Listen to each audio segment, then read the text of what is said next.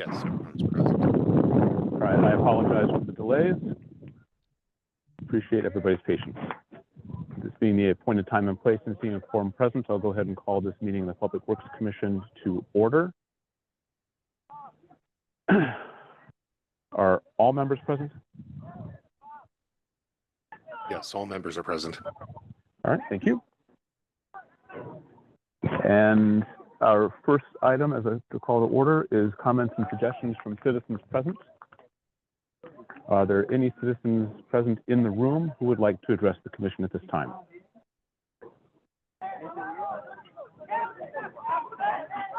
If you could please come up to the microphone at the podium, make sure the green light is on, otherwise Alder Arnett won't be able to hear you, and state your name and address, please.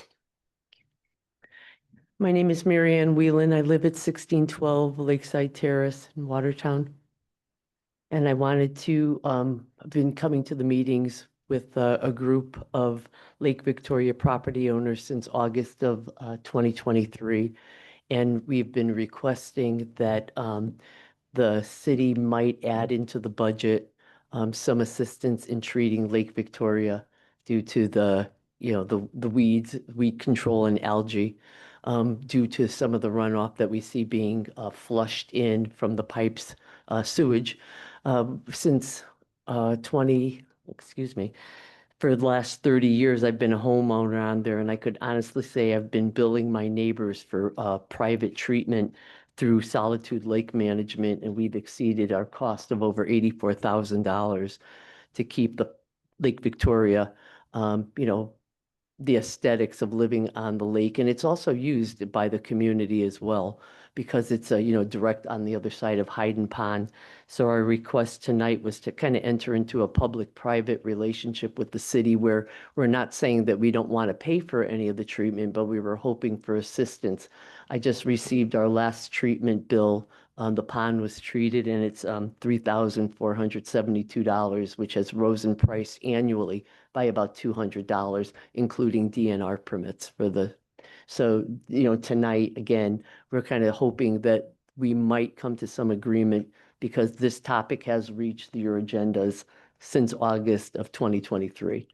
And our thought from the last meeting was that this was going to be looked into, and perhaps either a policy or a decision made on that. So I thank you for your time, but we're just wondering, because we're starting to see now that one treatment really isn't enough. And I believe that Solitude Lake Management, that is really the voice of expertise more than ourselves as homeowners, has directly, related some of that for runoff. And it is people treating yards, of course, but it also is runoff from other areas of the city that flushes into our pond. Hayden Pond is not treated, and it's laden with algae laying on the top, and there is direct flowage from Hayden Pond into Lake Victoria. So we thought that if we could kind of have a co-equal relationship with the city, where once again we share the cost of that. And I'm not saying split down the middle, but the one treatment that does only the fronts of our home does not, it's not enough to kind of maintain or, kind of isolate the problem, because there's a whole lot of other body of water, which I believe is probably about 6 acres worth of land. So that's our request for tonight, one more time. So thank you for your time. All right, thank you. Are there other members present who would like to address the commission?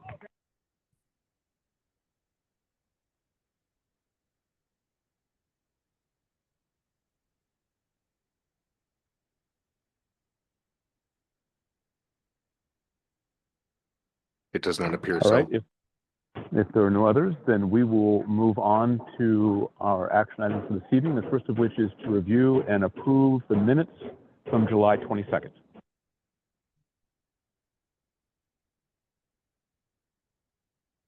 Motion to approve. Motion to approve. Thank you, Mr. Bartz. And is there a second? Thompson, second. Thank you, Mr. Thompson.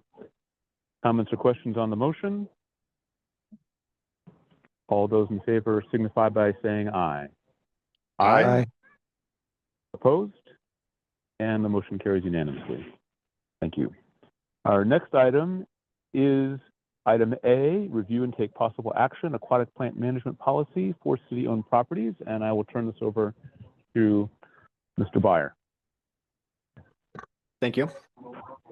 To provide a bit of history on this one, in January of 2025, the Public Works Commission reviewed a request from residents living near Lake Victoria seeking city support for aquatic vegetation or weed control. It's staff's understanding that vegetation control has been privately funded within Lake Victoria for several years. At the time, the city did not have an established policy or program supporting vegetation management of water bodies like Lake Victoria or Hayden Pond. At that time, a motion was approved to table the request until ownership responsibilities were clarified and a policy could be developed to guide decisions on vegetation management.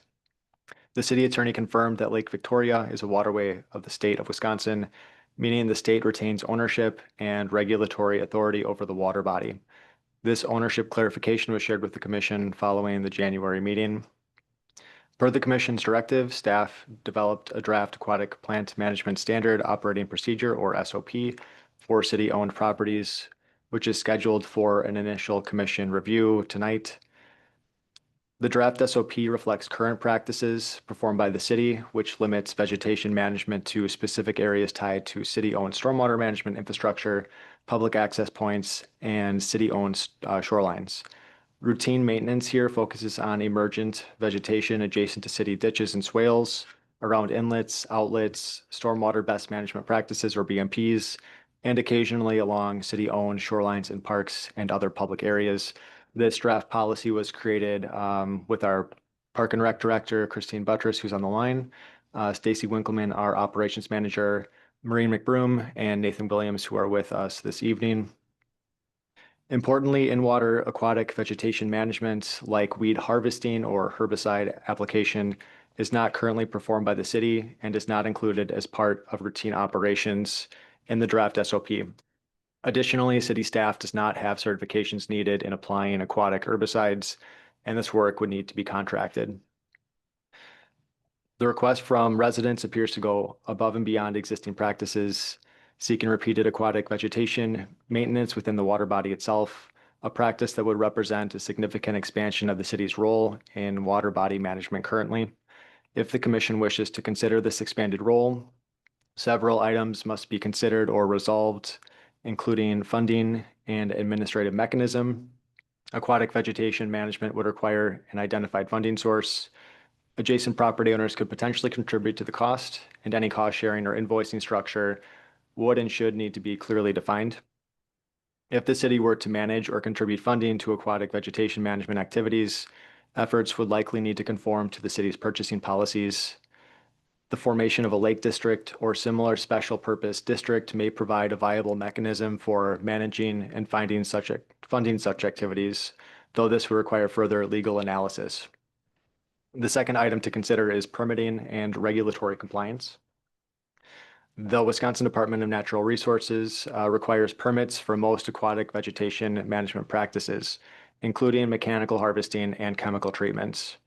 If the treatment area exceeds a specific acreage threshold, for example, the combined 10-acre area of Lake Victoria and Hayden Pond, the DNR may require a more comprehensive aquatic vegetation management plan, which is typically prepared by a qualified consultant. This is something that we don't have currently in place.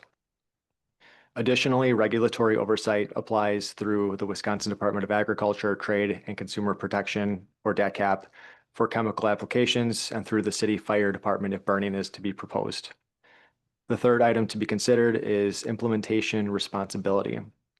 If the city were to engage in aquatic vegetation control project administration, staff may need to manage permits, contract with vendors, monitor regulatory compliance, and respond to resident concerns. A third-party entity such as a lake association or lake district could alternatively take on administrative responsibilities, with the city potentially providing partial funding or technical assistance.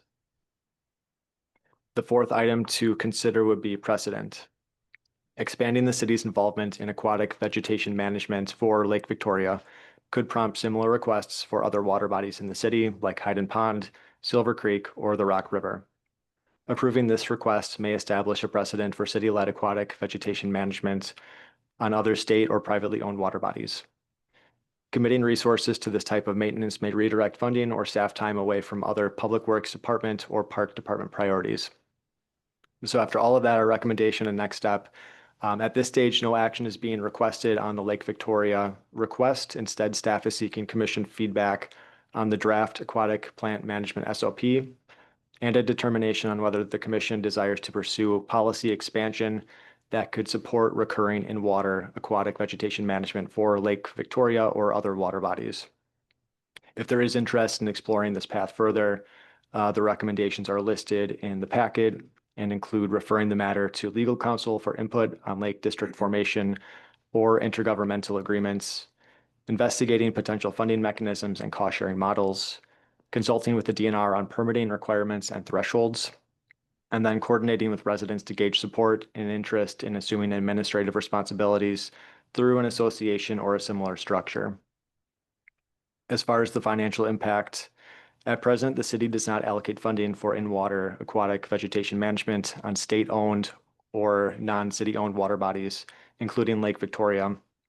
The draft aquatic plant management SOP reflects current operations and does not anticipate recurring costs associated with aquatic vegetation control in water bodies outside of city-owned stormwater BMPs and city-owned shoreline areas. If the commission wants to explore a vegetation management program for Lake Victoria, there are several potential costs, including the initial consultant cost, if this is required by the DNR for aquatic plant management permitting. This would be a comprehensive aquatic plant management plan, which we estimate around $8,000 to $20,000 to prepare. Annual maintenance costs, including mechanical harvesting or herbicide application, range from $3,000 to $10,000 in estimate per application, depending on the method, the amount of acreage treated, and the permitting requirements. And then administrative costs, the staff time to coordinate permitting, vendor procurement, public outreach, and compliance monitoring. If the city is involved financially, purchasing procedures and invoicing requirements may also apply here. Funding would need to be identified through existing departmental budgets or a dedicated funding mechanism like a lake district or a special charge to the benefiting properties. Staff recommends that the Public Works Commission receive and review the draft aquatic plant management SOP as a reflection of our current city practices. Regarding Lake Victoria vegetation control, staff provides the following neutral recommendation as listed in the memo: that the commission acknowledge the request from residents as a policy matter exceeding current city practice and direct staff to further explore options, legal considerations, funding mechanisms, and permitting requirements if there is commission interest in expanding the city's role in aquatic vegetation management.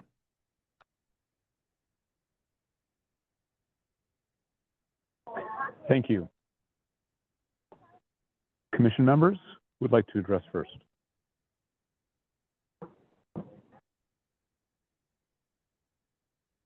Myron? I would like to address, first of all, I think Hayden Pond is a problem because it's deteriorating Lake Victoria. All that growth in there, all that weeds and all that junk that's growing, you're spoiling Lake Victoria. And I think that's a city problem because the state doesn't own Hayden Pond, does it? Maureen, do you have insight on that? We have parkland adjacent to.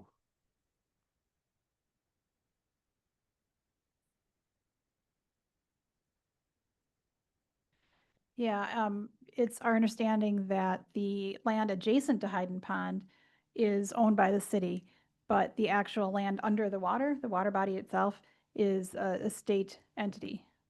This is after reviewing maps and state correspondence, historical state correspondence, and then also after discussion with DNR staff. So then that would become part of the state. The state also works with a wastewater treatment with different communities throughout the state. We get grants and things through the wastewater treatment from the state, right, to do things. Now that's a wastewater treatment plant thing, I would think, because our wastewater from the storm sewers go into that, and putting a lot of junk in there that eventually goes to Lake Victoria, eventually goes down to Rock River. So you're just kind of taking it through the long haul, but you're contributing a lot of junk in there. I think that the Hayden Pond we should be looking at and maybe get the weeds out of there and just get rid of that junk. And then we take care of a whole lot of problems at one time.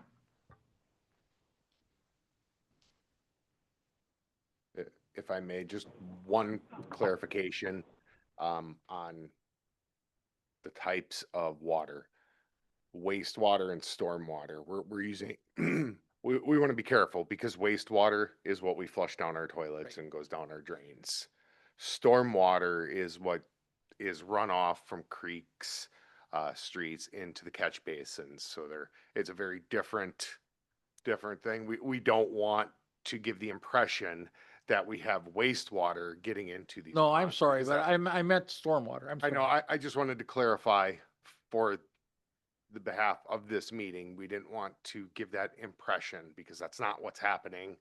Wastewater is not getting in there, it's stormwater. But stormwater will also come under DNR, right? Through the state? Stormwater is permitted through the state of Wisconsin, correct? Okay, so the state would be interested in our stormwater runoff. So we're growing a lot of algae and a lot of weeds in there. Is that a big thing or a good thing? I don't think it's helping the city in any way or helping Lake Victoria in any way. So we explored Lake Victoria and Hayden Pond as part of a Rupert-Milke study a few years ago. And we explored because the Hayden Pond functions as a stormwater treatment facility. A lot of runoff from the Boomer Street swale and a lot of the 12th Street area drains to Hayden Pond. And if you look on an aerial map, you can see where the water is kind of cloudy from a lot of sediment and other pollutants entering the pond. We explored the possibility of using that pond, Hayden Pond, towards our DNR permit, our municipal separate storm sewer system permit, as part of that study. But because it is waters of the state, it doesn't qualify for a pollutant reduction, even though it functions similar to a stormwater pond. When you say pollutants, where are the pollutants coming from? The land, the contributing land. So a lot of the parking lots, roadways, Okay, salt from the wintertime, you're saying stuff like that? it would drain downstream, and if it's in that area, it would drain to Hayden Pond, yes.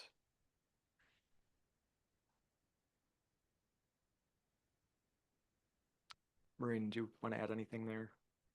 So you're saying that Hayden Pond is a cleanup for the city to take care of the problems with this stormwater? It's like a filtering system for the city. Is Yeah, that what you're kinda. trying to say? Yeah, the way it functions today, it does, a lot of the sediment in the stormwater settles out in Hayden Pond before it discharges towards the Rock River. But you're also ruining Lake Victoria because there's been a lot of people telling me that also is going into Lake Victoria, the sediment. A lot of it's filtering in Lake Victoria. Now, is that what we want to do? Does the state want that to happen, that we fill that thing up with sediment? I don't know.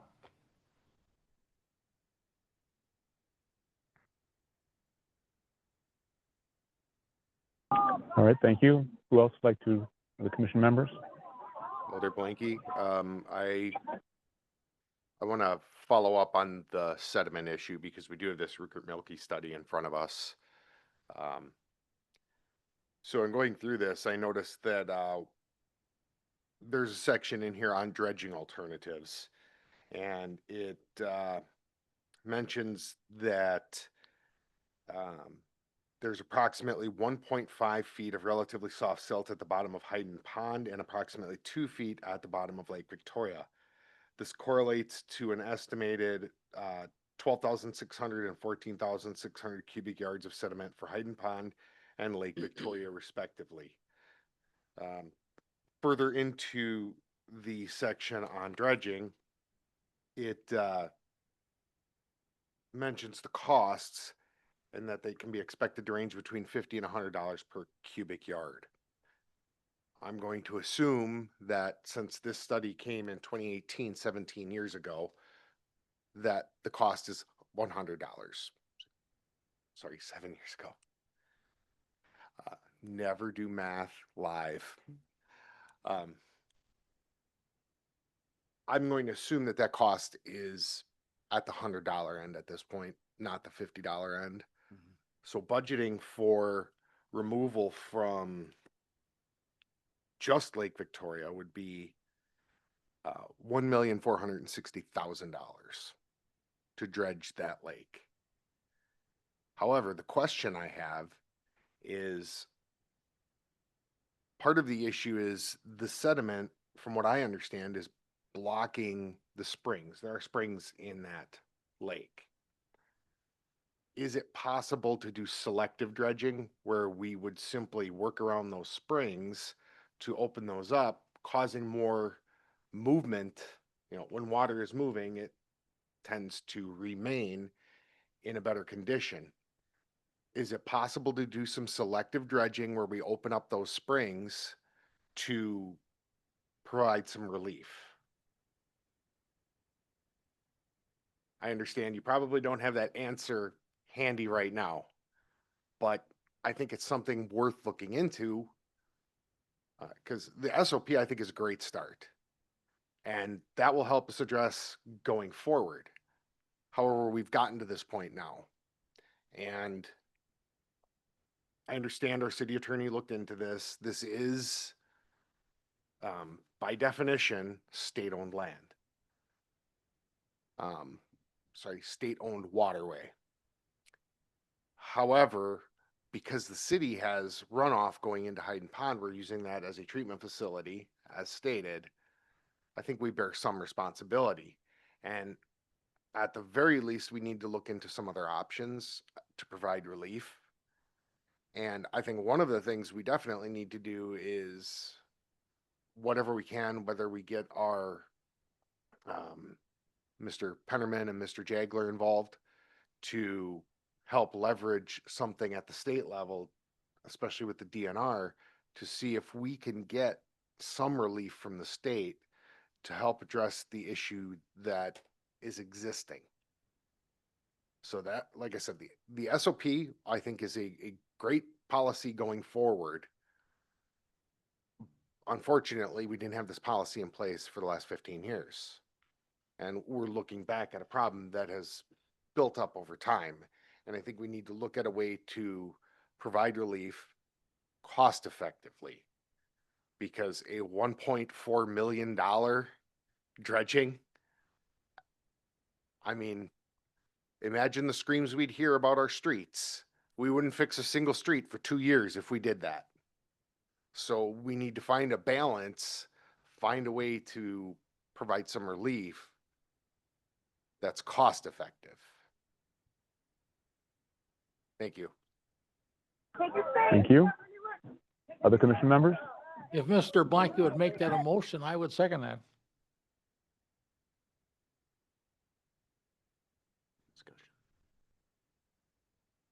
We can have a motion, a second, slow discussion. I'm trying to figure out a way to work this out. As far as an estimate, like you said, to get a selective way of doing it without doing the whole dredging deal. Just want to check. So my suggestion on that would be that we identify, we'll call it dredging, for lack of a better term, both of those bodies of water as a capital project in the stormwater fund, and we engage the state to again see what the general possibilities are with that. To what extent can they participate?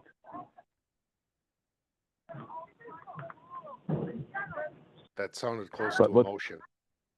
Yeah, but that, it starts with let's get it on the list. Let's get it on the capital projects list for the stormwater utility fund, and then let's engage with the state to figure out what the possibilities are, including their potential participation.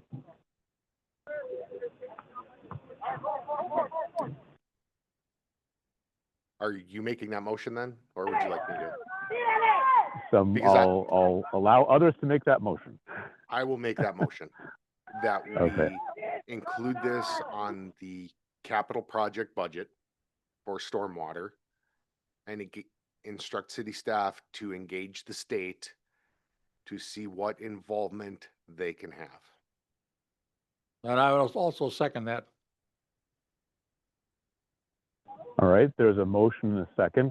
Again, that's to put again, we'll lack a better term, called the dredging of those two bodies of water on the stormwater utility capital fund, and to have direct staff to engage with the state to see what they would participate.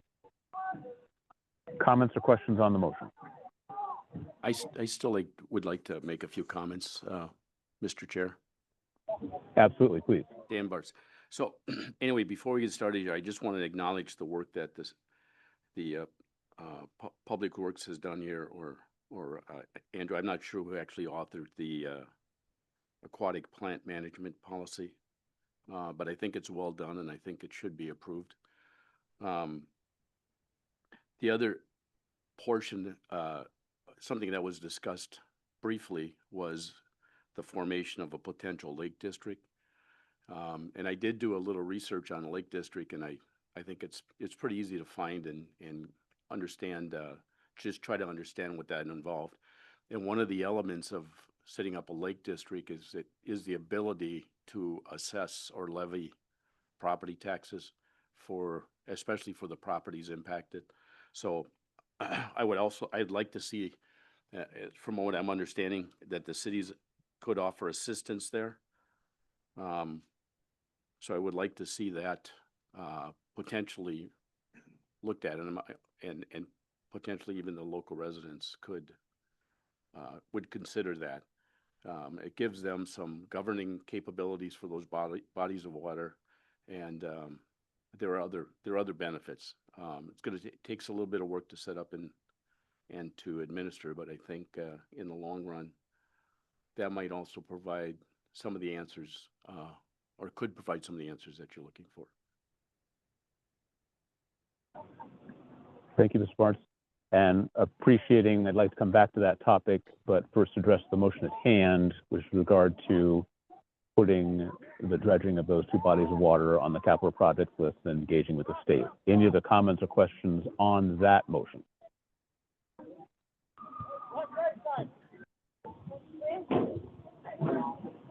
Hearing none. All those in favor signify by saying aye.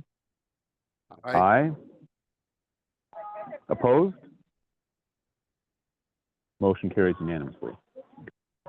Now, to the other recommendations, returning to what Mr. Bartz was just mentioning, I agree. I think at least investigating the possibility of a lake district is, well, it's called a no-brainer. Like, we should be doing that. And I think that is something we should move forward with. It was already in the staff recommendations. My suggestion is twofold. If there perhaps would be a motion first to go ahead and approve the SOP, and then secondly, to approve the 4 recommendations of staff at the end of the memo, which included the investigation of the Lake District, as well as permitting, and there were 2 other items of financing, and there was 1 other. So is anyone interested in making that motion? Would you like those as 2 separate motions? I think we can do that as one. I will make the motion to approve the SOP and trying to find it at the end of the memo here, sorry. Yeah, you could just say adopt the 4 staff recommendations at the end of the related memo. And adopt the staff recommendations at the end of the memo, and explore adopting the staff recommendations at the end of the memo. Is there a second on that motion? I'll second it. And second by Mr. Moldenauer. All right, comments or questions on this motion then?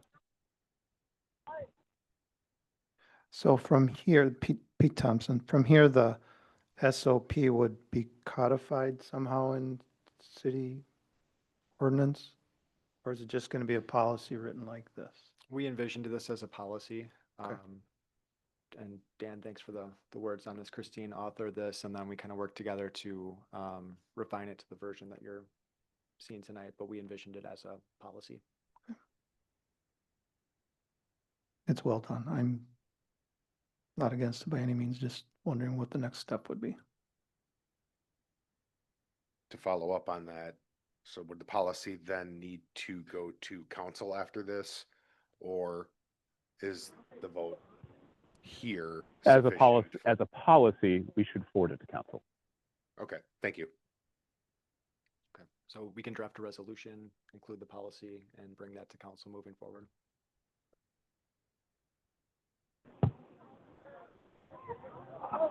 Any other comments or questions on the motion? I will just echo Mr. Bartz's comments on the excellent work by staff on this topic. And I appreciate the ideas that were brought forward about how to address this beyond the policy. I do sincerely appreciate that. If there's nothing else, then all those in favor signify by saying aye. Aye. Aye. Opposed? And the motion carries unanimously. Our next item is item B, review and take possible action, award ultraviolet disinfection system replacement base bid to Road Brothers for a total of $228,000. Mr. Hart, Thank you. present. Yes. I'm sorry. Yes. Please take it away. Thank you. To provide a little bit of background, earlier this year, we're working with Applied Technologies, our consultant for the wastewater facility improvements. The wastewater department publicly opened bids for the purchase of the UV disinfection system, which we have since purchased from Trojan Technologies. This is the second part of that larger project. Applied Technologies, on behalf of wastewater department, publicly opened bids for the ultraviolet disinfection system replacement project Thursday, August 7th at 10 a.m. We received 3 bids. Those are listed here in my memo. Rohde Brothers was the low bidder, and we have an opinion letter from our engineer also included with your packet, recommending awarding the bid to Rohde Brothers, a responsible bidder, with a history working with the city of Watertown. So the purchase installation cost is at $228,000. We are still under our budget estimate for this entire project. The equipment was $745,720, and that was leaving us a balance of $390,000. The install bid, as you see in front of you tonight, is $228,000.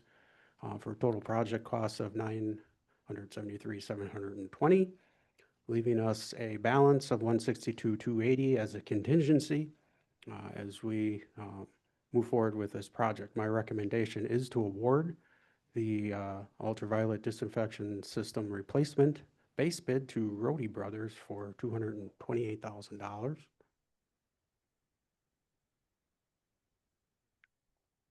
All right, thank you. Commission members? I would just like to say that I appreciate the comprehensive summary of the budgeted amount, the amount for installation, and the inclusion of all 3 bids. And also the fact that you even said it in your presentation that they're a responsible bidder. We've done not a background check, but we know the background. We've worked with them. So we're comfortable that they're not lowballing and then they're going to come back and hit us with further costs. So I appreciate that very much. Thank you.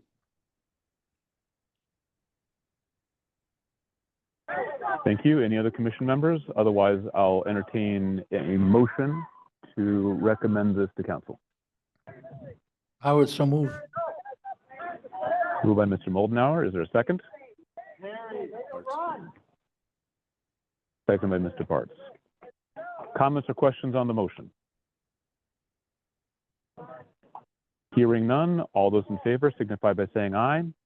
Aye. Aye. Opposed? And the motion carries unanimously. Our next item is review and discuss sanitary sewer west side interceptor feasibility analysis. I'll turn it over to staff for introduction. Okay, thank you. The background on this is going back to December the Public Works Commission, made up of some different members, I believe, at that time, was provided a comprehensive update and review of the West Side Sanitary Sewer System Interceptor Project. During that meeting, the commission did approve hiring Strand and Associates to complete this phase one or analysis of a route refinement and preliminary design for this interceptor project. We have reached the end of our agreement with Strand, and what you have in front of you tonight is the completed West Side Interceptor analysis in the review. For those that were not familiar with the details, this West Side Interceptor project dates all the way back to 2002, when the city was working on the updates to their sanitary sewer evaluation and capacity assurance plan and our sanitary sewer service area plan, which will be updated soon. We plan on that in next year's budget. Some pieces had to come together, including the wastewater facilities plan, which was just today revised again and sent to DNR. This southwest service area is the largest of the outlying service areas in our boundary area that we have, which matches the comprehensive plan on our extension of service area. Is 1,444 acres, and it includes seven different subbasins. This project looked at providing the West Side Interceptor for to the extent of the city limits, which would then further provide service to outlying areas that are currently not within the city limits, at the request of a landowner looking at options for his property. It's a large report with a lot of details in there. I will not read through it, but I will open this up for discussion and questions from the commission members at this time, if there are any. Commission members? Yeah, how far does the service area extend? Does it get up to 19 or north of 19 as it wraps around? This particular southwest service area, as I mentioned, the 1,444 acres, goes south on Milford Street Highway A to the roundabouts and up Horseshoe Road, following the bypass all the way to the north side of Farm and Fleet. There's another service area up there. This particular project and feasibility analysis was to provide the extension to the edge of the city limits, which also abutted the property that was in discussion from the owner. So this in front of you tonight is only a portion of the larger sewer service area. So this would be like the beginning steps to serve that area with sanitary sewer. This does not address any of the water system needs in that area, just sanitary sewer. We did do 4 route analyses. All of them are challenging. None of them are cheap. We only provided in the report 3 alternatives as the alternative route number 4, which was the original route identified in 2002, is the most challenging and the most expensive due to the elevation and the wetlands and the terrain, the railroad topography. So we left that out of this summary because it didn't work out hydraulically to put that route in. So we had done the 3 alternative routes, which is included in this plan. So we do have the plan and profiles. The lines are on the map on page 1. The engineer recommended route number 2, which is the blue line. My recommendation would be the red line, route number 1. The blue line cuts through the water quality trade property, the prairie and wetland restoration. I checked with DNR on that route. If we disturb the water quality trade property, we have to remove it from our permit and our credits that we generate for compliance. We would have to then reestablish the planted vegetation, and it would take at least a year for that to grow back and to reestablish our credits. So we essentially would lose a portion of our credits that we've generated with this land to run this interceptor route through there, which could be possible issues with permit compliance if we were to need those credits by having them removed and then reestablished. An additional work for us as well to do that. So the range in price is anywhere from $6 million to close to $9 million. Back in 2002, the estimate for the entire area running the interceptor all the way up along the bypass was around $15 million. I've used a number before of $20 million because the 15 was an old number. Now we have a newer number, but that is only for running the interceptor, as we show, approximately 6,600 feet. Alternate 2 is the shortest route to 5,100, about a mile. The other route was 7,582 feet.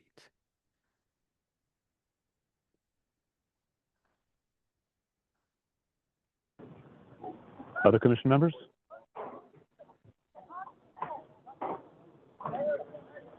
So to make a few brief comments, this is not my first experience with this particular interceptor. I was on council 15 years ago when a previous iteration of it was reviewed. I would say one thing that's significantly different now than from then is that we've identified this general area that it addresses as essentially it contains the only remaining potential industrial space in the city. And so as such, eventually the service delivery in this area becomes critical for economic development. As particular to which line we follow, I would tend to favor the staff recommendation on that, given the factors that they've outlined.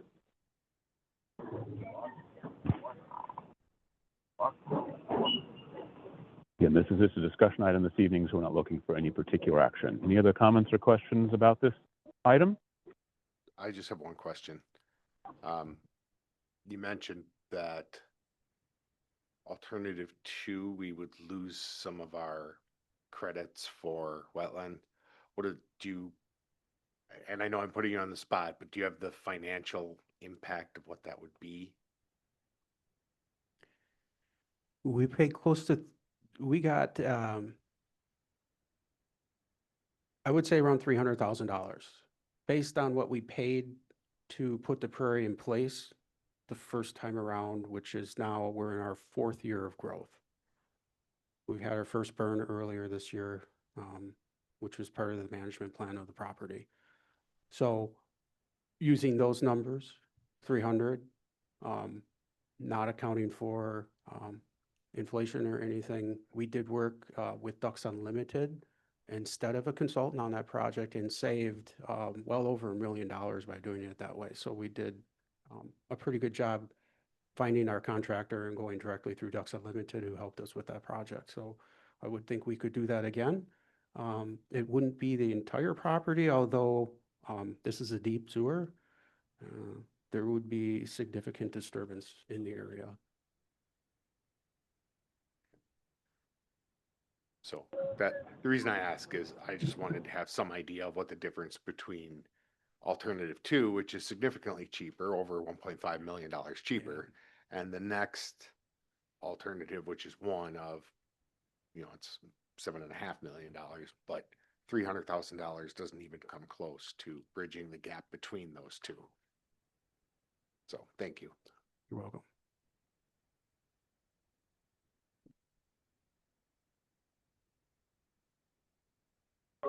All right, if there were no other comments or questions from commission members, then we will move on to our next item, which is item D, review and take possible action, sidewalk repair order for 706 Western Avenue.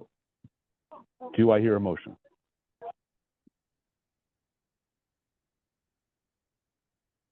Did you want Richie to introduce the subject? Mr. Chairman. I think these are pretty straightforward, so unless people have questions about them, I'll move forward to the motion. Question, Mr. Chairman. Dan Go Bartz. ahead, please. Yeah, does this, I think I'm aware of this area since it's in my district, but is that by a tree? Yes, it is.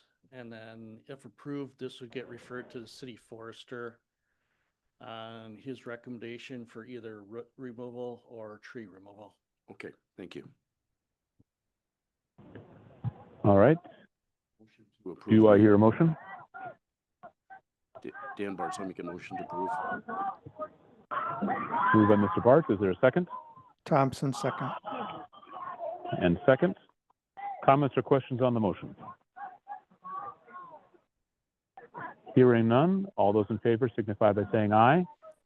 Aye. Opposed? And the motion carries unanimously. Next is item E, review and take possible action, East Haven Estates Stormwater Pond Ownership and Maintenance Report Request. I'll turn this over to staff for introduction. Thank you. We do have Mr. Wilbur Miller on the line. Mr. Miller, would you like to say anything on behalf of this item?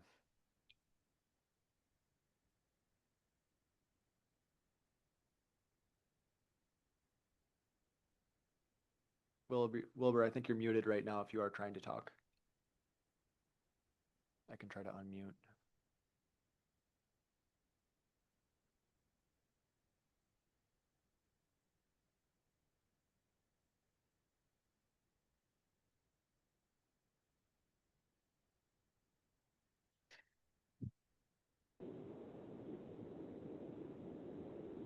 Hello, I'm Wilbur Miller. Can you guys hear me? Yes. Okay. Like I said, my name's Wilbur Miller. I live at N8404 WITT Lane, Watertown, Wisconsin. I'm the property owner of lots at Pacific Court and Canadian Court.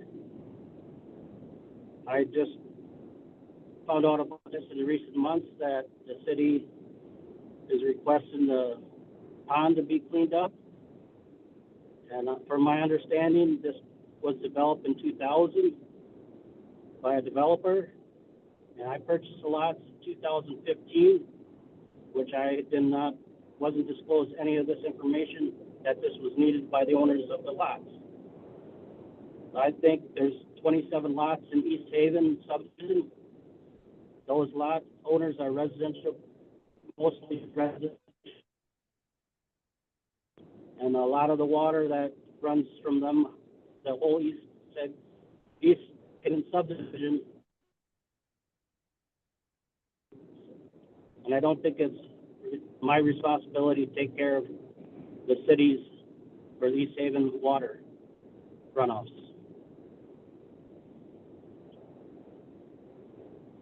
Can you hear me, Andrew? Yeah, no, thank you for that, Wilbur. I will get into the packet here that was provided to commissioners. So the Public Works Department received a request from Mr. Miller for the city to assume ownership and long-term maintenance responsibility for the East Haven Estates stormwater pond, or to reaffirm that responsibility remains with the private property owners. If the city were to pursue ownership, the commission would need to provide guidance on how costs should be funded, either through stormwater utility rates, through special assessments to benefiting properties, or a combination of both. The East Haven Estates subdivision includes a stormwater management pond constructed in the early 2000s to manage runoff for about 27 single-family lots, as Mr. Miller had mentioned. The pond was built as a required long-term stormwater management facility to provide both water quality and quantity control. The East Haven Estates pond is not part of an HOA and is not located within a dedicated outlot. Instead, the pond is situated across a handful of private residential properties. Staff is not aware of a recorded maintenance agreement or other agreement for the pond. We did look on the county's records today, and we couldn't find anything. One of the property owners had submitted a request to transfer the ownership and the maintenance responsibility of the East Haven Estates stormwater pond to the city. The property owner states that it's not equitable for only a handful of property owners on whose parcels the stormwater pond is located to bear the long-term responsibility for maintaining a facility that benefits the entire subdivision. And a copy of that request was included in the packet. We have consulted with the city attorney on this matter. Our current conditions and legal guidance is as follows. The stormwater pond is operational, but requires more extensive maintenance at this point to remain effective. Routine maintenance needs include vegetation management, sediment removal, outlet structure upkeep, and erosion repair. Long-term maintenance tasks such as dredging may be necessary every 12 to 15 years. Our city attorney had offered the following guidance. As the pond currently sits, maintenance responsibility lies with a handful of property owners on which the pond is located. A stormwater facility must be owned by the city in order to move forward with the special assessment process for repairs to be made or facilitated by the city. So this means the pond would have to be owned by the city in an outlot for assessments to move forward. The city attorney's office suggested that building permits for any undeveloped lots that share in the pond's maintenance responsibility be withheld until the pond maintenance issues are addressed. Unaddressed pond maintenance increases the risk of localized flooding and can compromise downstream stormwater infrastructure. Staff notes there are a handful of similar stormwater ponds throughout the city that exist under a comparable ownership and maintenance arrangement. Stormwater facilities situated on several private residential parcels within a larger subdivision development instead of on a dedicated outlot or under an HOA with no recorded maintenance agreements. So requests for the commission to consider. If the commission wishes to pursue city ownership of the pond, several procedural steps would have to be would be required. First, the creation of an outlot containing the stormwater pond through a certified survey map or other instrument. The transfer of ownership of this newly created outlot to the city of Watertown. Approvals at the Public Works Commission, Plan Commission, Finance Committee, and Council levels would be required for that transfer of ownership and creation of the outlot. And then there would be associated costs, including preparation of the certified survey map, legal advertisements, and recording fees. If city ownership is established, ongoing costs would include routine maintenance like vegetation control, structure inspection, minor erosion repair, and longer-term maintenance items like dredging, sediment removal, and structural rehabilitation.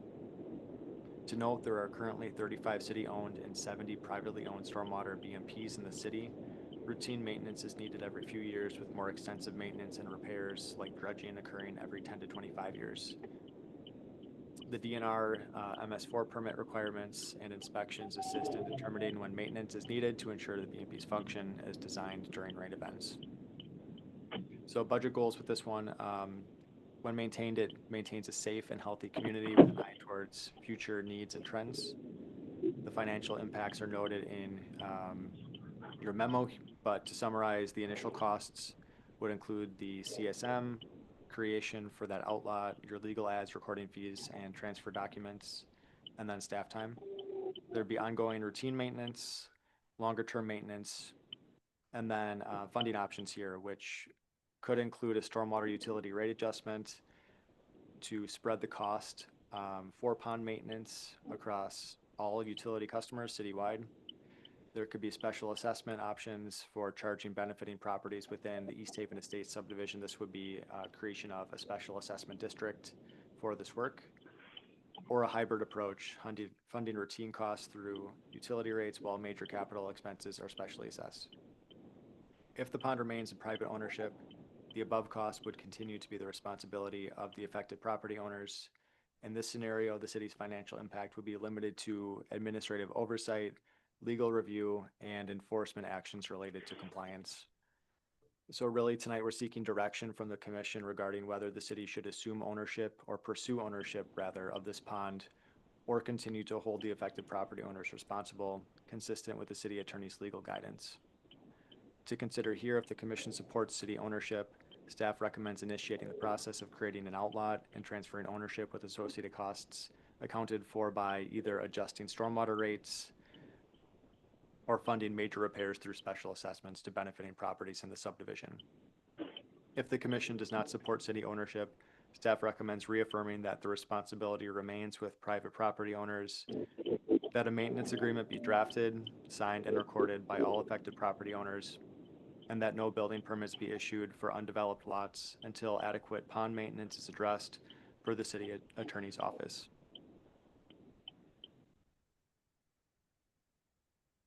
All right, thank you.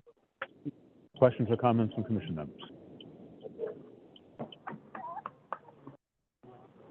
Alderman McKee, I have some questions.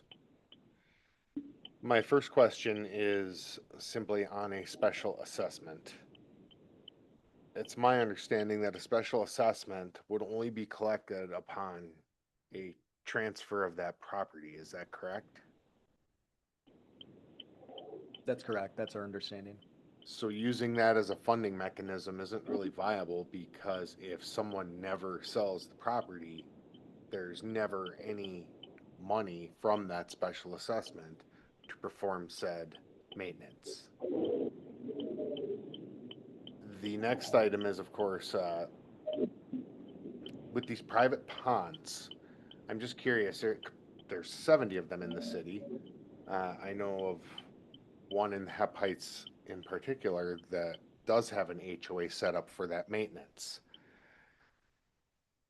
Now, with these private ponds, why would they be made? Was a lower impact fee charged upon construction to for hookups, or for, well, impact fees for hookups would be more water?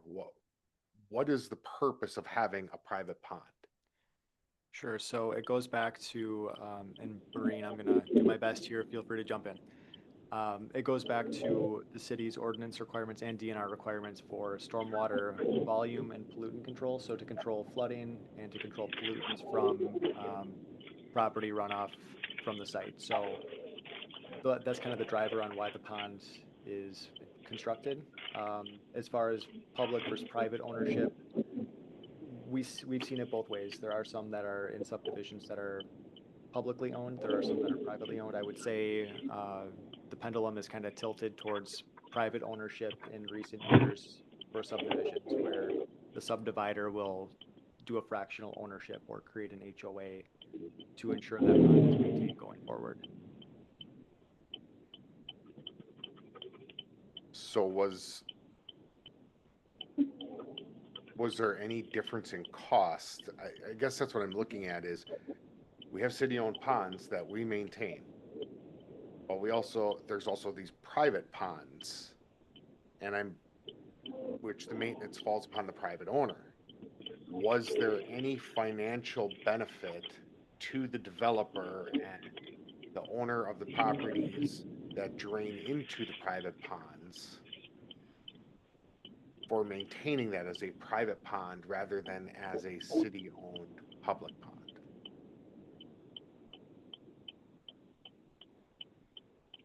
There's a lot to unpack in that question, but I don't think so. And Maureen, I'm interested in your insight as well here. I'm going to take a stab at part of that. The financial benefit, of course, for the developer is the development that went in at that point in time. The stormwater management was a requirement for the development. So that's, the benefit at that point. I guess in general, I'm not aware of municipalities taking on ownership of stormwater ponds in the majority of communities that I'm familiar with. There are a few cases where a municipality will take on the ownership of a pond, more like in an industrial park where the municipality is developing that area in the first place. There are a couple of situations we've heard of where maybe municipality is looking at taking on ownership of a private stormwater pond, but this issue is really coming to a head soon because in general, it takes about 20 years for a stormwater pond to fill up, and these rules all went into effect in the late 90s and early to mid 2000s. So we're getting to the point now where the stormwater ponds are of age to be seriously maintained and very expensively maintained. So due to that long-term maintenance cost, I think most municipalities have shied away from taking any kind of ownership of the stormwater ponds.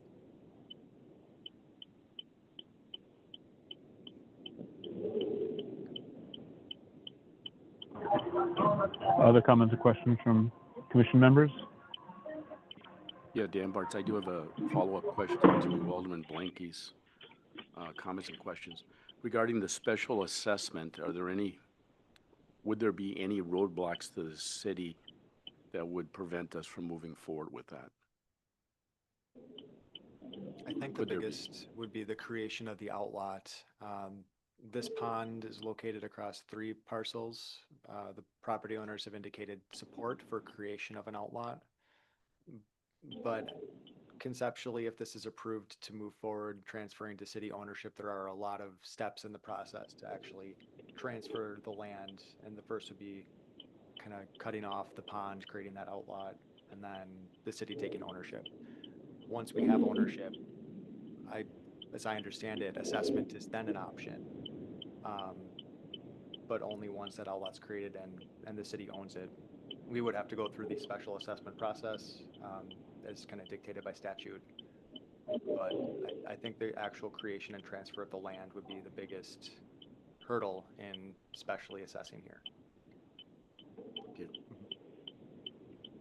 Andrew, would you know now if the 27 contributory lots would be assessed or just the adjacent 3? We talked about this. Conceptually, we thought it made sense for all 27 to contribute as part of a special assessment district because they are benefiting parcels from the pond.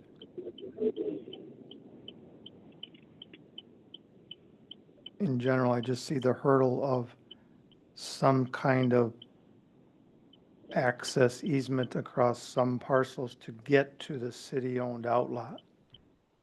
I assume the red line on the right side is the city limits at this time.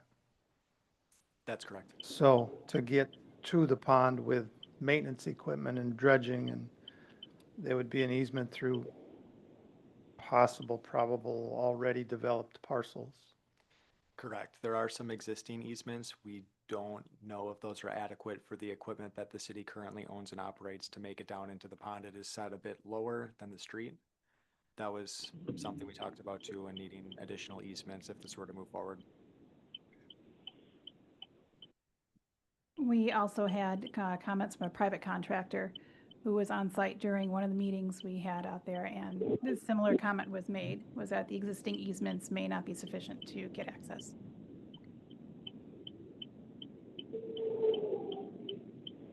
And does one of these beget 69 others? Correct. So one of the issues that, along with does one beget 69 others, one of the other issues I see is we have multiple steps in the process. Before we can do anything, we have to take ownership of the property. So we could take ownership of the property. That could be something that passes council. Then we could have one of these multiple other steps not happen, like the special assessment. There could be resistance to that. So the city then would take ownership and be left holding the bag completely. And again, a special assessment is not received until there is a transaction on the property. Money is taxed when it changes hands. Or, sorry, taxes happen when something changes hands, not when it's sitting there. So we would not see anything unless one of those properties contributing to this pond is sold. So whatever the charge is, we would be paying for it up front and then receiving anything from a special assessment on the back end. Do we have any idea of what the city would have to raise the stormwater rate throughout in order to spread it out over the entire city? I'm not saying I'm in favor of that. I'm just wondering what that number is. I don't have that number offhand. We are going through a rate update study for a stormwater utility currently, and that's something that we can, I think, provide to the commission when that does come forward. And then one other question, not related directly to this pond, but do we instruct developers going forward that if they have a private pond to set up an HOA and all that, that is part of staff policy now? It is. Maureen, would you mind going into detail on what we currently? Yeah, that's required by both state and city ordinance rules. The reason we have a handful that are not in an HOA and not have a clear fractional ownership and not in an outlot is because these are really the older ones that were built prior to most of our current practices that we use today being put in place. Do you know the exact number of how many of these private ponds do not fall under that? Because that would answer the question of, does this then bring 69 more in front of us? Because this one, I'm struggling with this.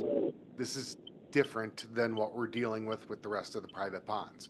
This one was done before a lot of law changes. Mm-hmm. So other ones we're aware of, and please note, there were a number of stormwater BMPs that were not tracked throughout the years. So when I started this position 5 years ago, I thought there were about 24, maybe 30 stormwater BMPs. We're now up to 105 because there were a lot of them that were constructed by private owners, and we just didn't have record of them. So we've gained a lot of knowledge in the past few years. I'm aware of, I'm gonna say 4 of them that are similar to this. With an asterisk, there's 2 more that have a very unusual situation. They're similar, but there's just a little bit more going on in those 2. There's other ones that are on condo association outlots. That is a little iffy there as to what's in a common area and exactly who's supposed to be taking care of what.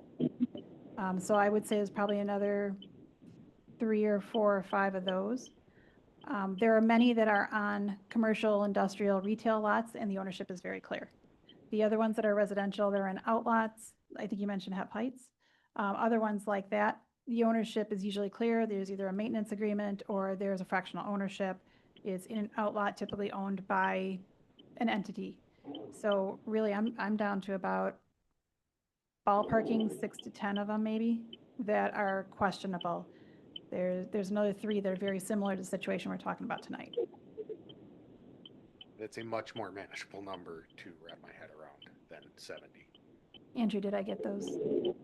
Is that okay? Yeah, I think so.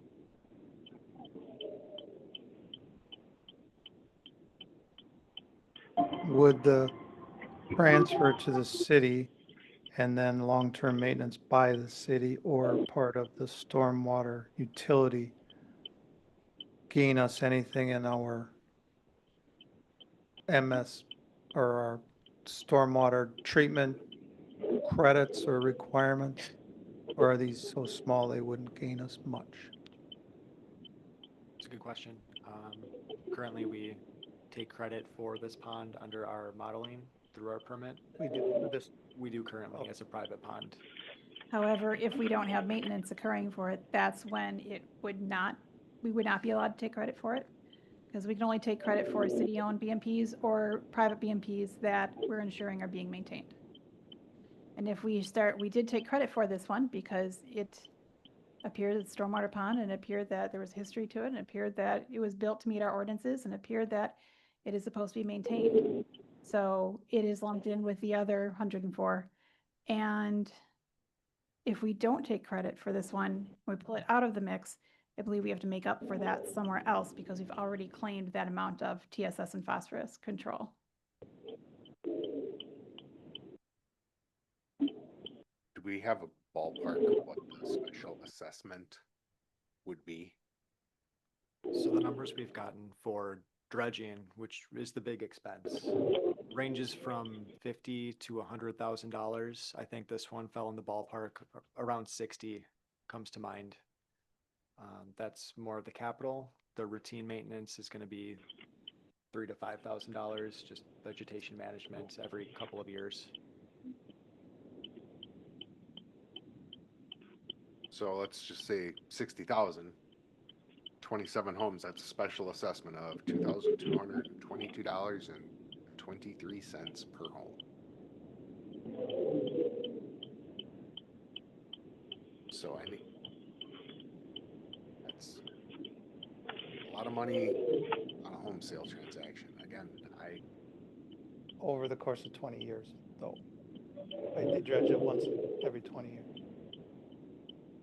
if we're looking at a special assessment, I think that can only be assessed once. Once the home is sold, the special assessment would then drop off of that property. Is that correct? Or would it be every time a home is sold, that assessment would stay in place? I'm not sure. Because this is looking at a one-time cost, I would think it'd be a one-time special assessment. Once the city would take ownership, I don't think it's reasonable to continually specially assess because we're taking that into the fold. If that's what we choose to do. Okay, yeah.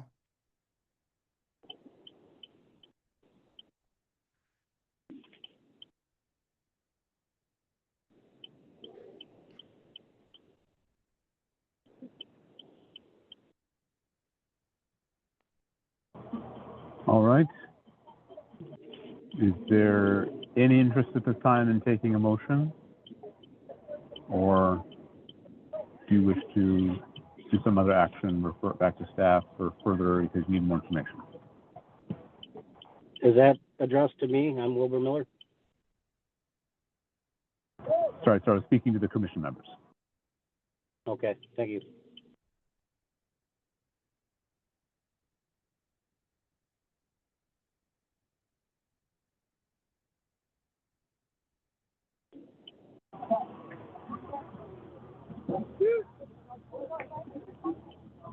I'm not hearing a motion.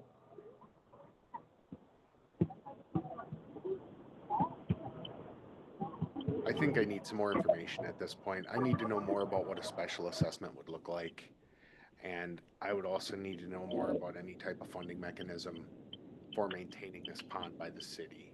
I need some more concrete numbers on that. I understand where the property owner is coming from. And again, this pond was made before the laws changed. And as much as I don't want the city to come in and take ownership of this pond, at the same time, we just mentioned that we would lose, of course, the credits for the phosphorus and that. But more importantly, if this pond's not maintained, we're going to have bigger problems in that neighborhood than a stormwater retention pond. If the water starts backing up, causing flooding in that, there's a lot more problems. But I think I need some more concrete numbers on what a special assessment would look like, what the rate would look like, and basically the funding mechanism that we would put in place for this. And is there any way for the routine maintenance to spread that out disproportionately over the city? So the 27 homes that directly drain into this have more of an impact on their stormwater than the rest of the residents? Is that something we can even do? So I would like to make a motion to have staff further investigate the funding mechanism that we would need to put in place in order to successfully take control and maintain this stormwater pond. I would second that. All right, I have a motion and a second. So a question for staff, based on Mr. Blanky's description, do you have enough information about what he's asking, or do you need additional clarification? So here's my understanding. We would look into the special assessment process, the timing on that, the cost spread.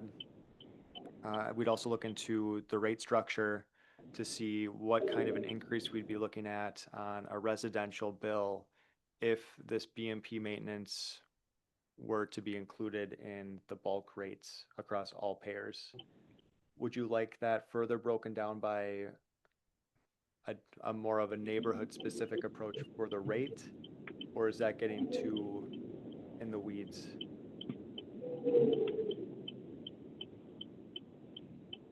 I don't think that's too much in the weeds because I did also ask if there's any mechanism in place that we can do neighborhood specific with those 27 that drain in there. So Okay. yes, I would like that as well. Sure thing.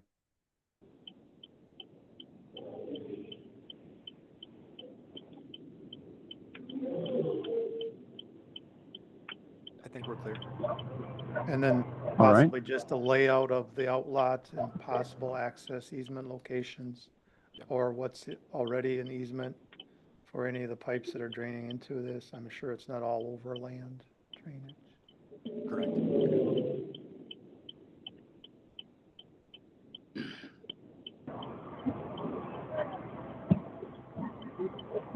Okay, any other comments or questions on the motion? Hearing none, all those in favor signify by saying aye. Opposed? And the motion carries.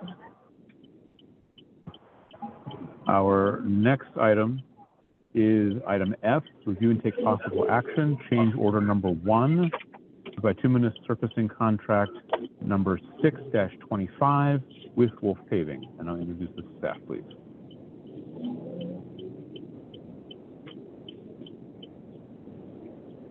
Funding is available in the annual street reserve account due to favorable bids received, as well as being under budget on a few of the streets that have already been completed this summer. We looked at a number of streets as potential candidates. And we also checked with Wolf Paving to see if they could fit us into their schedule yet this year. They indicated they could. We came up with, there's 3 candidates. First one is Summit Avenue, out by the bypass. There's a section about 634 feet where our curb and gutter ends and where the state has Highway 16 under construction. Now would be the time to mill and overlay this section of roadway as it's open to local traffic only. South Street from Chadwick Drive to Benton Street. We've received complaints on the condition of this roadway. It is currently rated a 4 on our Paiser rating. This would be a full surface or full depth resurfacing with our crews pulling the asphalt, doing some minor curb and gutter replacements along the stretch. And then Oakwood Lane, we would like added from Milford Street, then west about 310 feet where Oakwood bends. This section recently had water main extension installed through it. And Oakwood Lane is currently one of the streets being resurfaced this year. So this would add that small portion. And we are confident that we do have the remaining funds available. And this would also leave a little cushion for anything that could possibly come up later this year.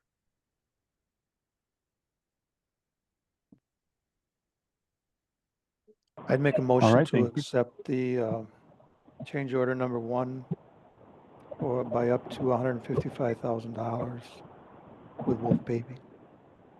Is that Mr. Thompson? Yes. Thank you. Is there a second? A second. Arts. Thank you, Mr. Marks. Comments or questions from commission members? I'll just say I'm going to continue to be in favor of anything we can do to get more street work done for the year. I will echo that. I was going to say the exact same thing, that anytime we can add more streets to what we're repaving, it's a pleasant surprise for the city. All right, any other comments or questions on the motion? Otherwise, all in favor signify by saying aye. Aye. Aye. Opposed? Motion carries unanimously. Our last action item is review and take possible action, add College Street to the 5-year plan for Watertown Street repair. And I'll turn this over to staff, but then also acknowledge Mr. Bartz, who brought it to our attention, if he wants to speak immediately thereafter. Thank you. Staff took a look at the condition of the roadway in addition to the utility infrastructure and determined that this roadway would need full reconstruction, including water main reconstruction, drainage improvements, full roadway reconstruction, including curb and gutter, base, and pavement. Sanitary sewer was lined and is in good condition currently, but College Street, in addition to some of the other streets noted in the area, are likely in that same ballpark with need for water main reconstruction, drainage improvements, and full roadway reconstruction. Dan? Do you have an estimate on what that would be? Richie, did we put a pencil to that yet? We haven't, but we can get that to you. And do you have a pacer rating for this street? These are all Memory serves me right. College Street is either a 2 or a 3. yeah, it's the what I was going to say is District 4 has a lot of, and there's a couple other districts like that have a lot of really old streets that haven't been touched for, I would say, decades. And this is one of them. So when I received a complaint a few weeks ago from Linda Alderman, who's here tonight, and it reminded me of a memo that I sent to Jane Ellen during my first term as an alderman, and I included that in the package. But our hope again is to get, back then I was hoping for some action. Nothing has obviously materialized over the last 4+ years, but anyway, I was hoping to get this on the 5-year plan. So I'll leave it at that. If I could just provide a quick utility estimate or for water, around $500,000. For College Street only. Right, for that entire area in general, College Street, College Avenue, that area, I guess, north of the track and field, south of Main Street, west to Concord 12th Street. All around in there with 1906 water main, early 1900 water main, some 4-inch over there as well, which is surprisingly was put in 1999. So it's newer, but we treat it more of as a long service line over there with, I think, 4 homes on it. But anyways, so rough estimate for the water. College Avenue has 1906 water main under it. I'm looking on the map here right now. There was 1906 in the area. Wasn't sure if it was College Street or College Avenue, and there's one part of it that's not named that loops them together. That would be in the College Street, I think. There's a portion on College Avenue that is older as well. Okay, because I thought we had redone College Avenue in the last 10 or 15 years. It was just a resurface. Okay. That stretch, we did not do the water main, I don't believe. Okay. That was with the corner park area, Market Street. I don't think we went south, though. Correct.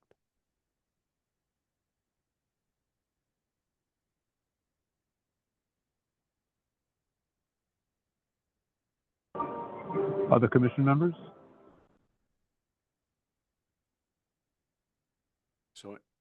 So Andrew, if you were going to fit this into the plan, when would you envision that having the funding available to do that? We'd be looking to fit it into our 2029 plan prior to the state's Main Street reconstruction project in 2030. We talked a little bit about the timing there, and we think that would make the most sense.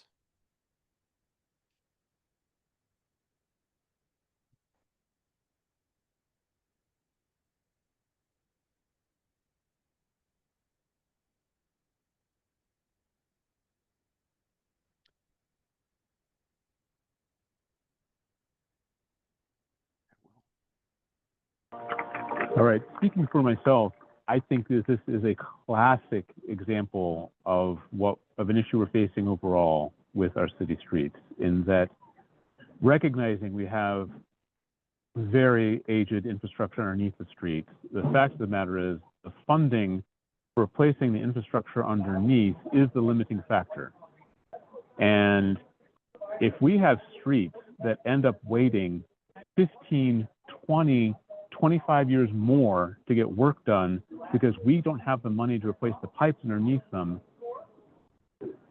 that just reflects, I mean, that's what we need to change. We need to change. I know we're trying to minimize instances where we do street work and then we come back and dig it up. I got that. But we just can't continue to push most of our streets down the road because of the pipes underneath them. We have to find a way to do some kind of maintenance on streets like this that we're just not likely to get to. And I appreciate that it looks like we might be able to get this in the next 5 years, but that's 10 years after it was brought to attention. Like, we could have done something 6 years ago, and then it would have made it at least better until then. So while we may not take this alternative approach on this particular street, I think it is a great example of what we need to be looking at. We just can't continue to use the pipes underneath as the limiting factor as to deferring street maintenance. We've got to find another way. It may mean that the maintenance we do on those streets is a lighter touch, not a reconstruction. But like, what can we do with some of these streets to get them in just even a little bit better shape while we accumulate the funds necessary to replace the pipes underneath them? Mr. Chairman, I'd like to just add a comment if Please. I could. Yes. I don't believe it's the utilities that are the limiting factor here. Currently, we can support the infrastructure improvements for the water main and the sewer in this area. We do work really hard with our Public Works team to put together our 5-year project. So I was not around prior to 2018. I just checked real quick. College Avenue is 1911 water main. College, that's the portion that was not done when we did the other areas. So. And that, So which part, where does that start? I'm guessing the terminus is Main Street, but what is how far south does that go from Main Street to where? I show 1913 that continues down College Avenue to around South 7th Street. We were just in there to Wisconsin Street. Okay. So obviously, if we look at just this area, you asked the question, how much of that water main on College Avenue, all the way from Main Street and take it the entire length? It's all the same age. So those are the things we would look at to incorporate, as Andrew had suggested, into 2029 and start the planning to get this planned appropriately and put forward for a project. I can't speak to why it's been this long. And Pete, to build on your point on some of the costs here, once you get into a full reconstruction, which does include utility and some of the underground pipe work, but a lot of the additional cost comes with your curb and gutter replacement, your undercutting, things like that, that can significantly drive up the cost versus resurfacing or a seal coating. Right. That's true. We run into, yes, the pipe is old. However, if you just do the surface of the road and leave the pipe, you have settling that occurs because the 1911 water main that was put in the ground does not have the base underneath the road that we would construct today to make the road last longer. So you could have your intervals of maintenance of paving and mill and pave and things like that. So the reconstruction of this area is needed and warranted, as Andrew's trying to add to the And I understand and appreciate your comment, particularly this particular example. However, I'm just going to say, having been on here for 10 years previous and watched since, I have again and again seen enough examples of this to know that what I'm describing is an accurate way that the issue has been approached in the past. I appreciate that you're looking at this particular example differently. Mr. Chairman, I'd like to make a motion. Please do. All right, I would move that the College Street reconstruction be added to the, looks like 2029 plan for the street, for streets. All right, there's a motion. Is there a second? I would second that. Mr. Maldonado with a second. Comments or questions on the motion?